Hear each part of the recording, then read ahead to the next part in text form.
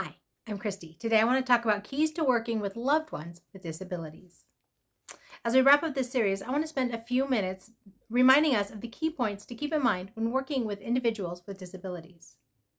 There are a number of key factors to remember when working with individuals with disabilities. However, I think the absolute most important key to remember is that you're working with individuals, period.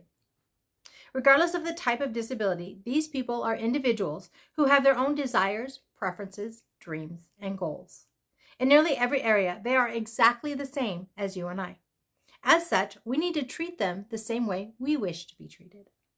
Along this line, it's also important to remember that there is no one-size-fits-all when working with people. What works with one person may or may not work with another person, even if they have the same disability. Be willing to adjust your approach accordingly. Probably the next most important key to remember is that there are different types or categories of disabilities. How you approach an individual will be partially determined by the type of disability they have.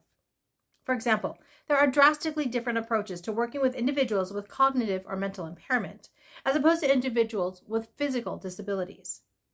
Mental impairment requires adapting any information given or requested to be simplified to the level the individual understands. Physical disabilities require accommodations to access things and places. They do not require changing the words we use to speak to them. As I've mentioned throughout the series, each category of disability presents its own challenges, complications, and differences. This combination of factors helps guide you in knowing where to begin as you work with an individual for the first time. While you still have to figure out the specifics for each individual, knowing the broad category will give you a starting point to work from. Each person will have their own ideas on what is easy to work with and what is hard. But it's likely that every individual will find that they prefer working with individuals within a certain category or disability. Or maybe they don't mind working with most categories, but they really prefer not to work with one particular category of disability. There is no right or wrong here. Preferences and personality often lead us to prefer one over another. While I'm not sure I'd say it's common, it's not uncommon for an individual to have disabilities that fall into different categories: autism and anxiety, mental impairment, and a physical disability. You get the idea.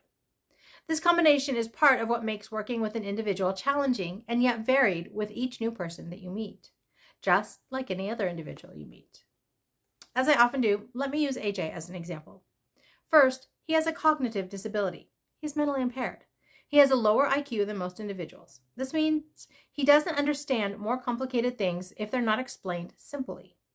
It also means that there are some concepts that he just cannot comprehend, no matter how simply or repeatedly they're explained to him.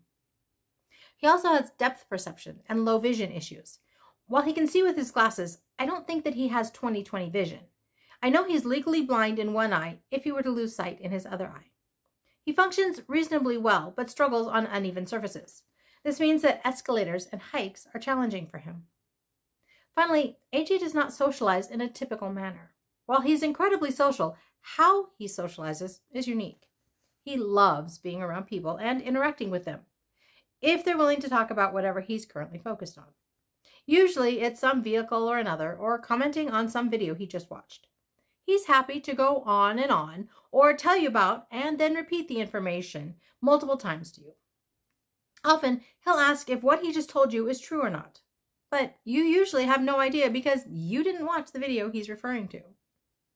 Or he'll talk to you about a topic that you bring up if you start the conversation. You'll probably have to continue to ask him questions to keep the conversation going. Alternatively, he'll distract himself and the conversation onto a topic he wants to talk about, either about the previously mentioned video or something that he just saw that triggered some other thought. And then he's off and running on that tangent. I know I could go on and on about disabilities. There are various categories and working with individuals in each one. I've encountered a lot of people and multiple people in nearly every category. I've loved getting to know each one of them. Yes, there are some that I didn't click with and prefer not to spend a lot of time around. But then, who doesn't find people like that throughout life? I've enjoyed spending time with most of these individuals. I've learned from them, they've made me laugh, and I hope I brought joy and encouragement to their lives. As I started this post, I'll end the same way. These are individuals. When you approach each one as a unique individual, seek to know them personally, and encourage them to follow their hearts and dreams, they bloom in front of your eyes. And they remind us that people are people, abled or disabled. We best honor our loved ones with disabilities when we treat them accordingly. So my question for you this week is this: how does disability impact your loved one's life? Your life? I'd love to hear about your experiences. You can leave me a comment below, or you can leave me a comment over on the blog. That's at www.havenofhopeforme.com. This was originally posted in March of 2023. If you prefer, you can always email me at Christy, CHRISTY, at havenofhopeforme.com. I'm looking for the next individual I can reach out to and learn from, regardless of their disability, so that I can continue to say that life is good and there is never a dull moment.